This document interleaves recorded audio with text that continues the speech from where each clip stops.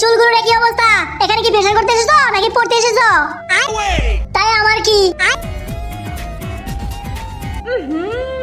আরে বাবা, তোমাদের শরীর থেকে তো গন্ধ বের হচ্ছে, তোমরা কি গোসল করো না? আমি তো একদিনের ভিতরে 3-3 বার গোসল করি।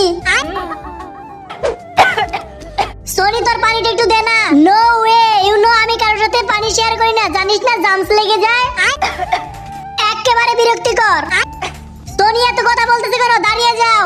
ম্যাম, পুরো ক্লাসে শুধু আমাকেই দেখতে পারেন, আমি সুন্দর বলে আমাকে টার্গেট করা বাদ দিন। আমাকে টার্গেট না করে অন্যদের দিকে এখন একটু ফোকাস করুন।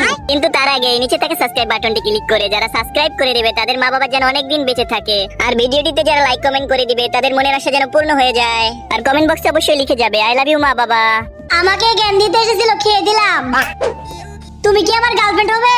তোমার what the fool? No way, I have a boyfriend.